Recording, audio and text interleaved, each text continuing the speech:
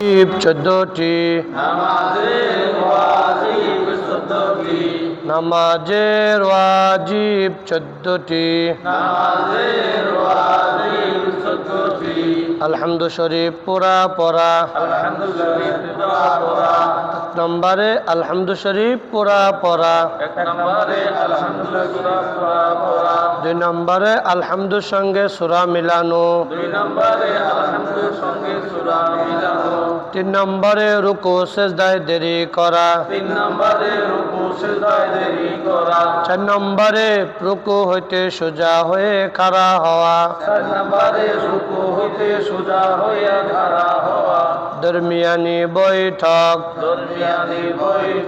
এই পর্যন্ত নামাজের ওয়াজিব 14টি আলহামদু শরীফ পুরা পড়া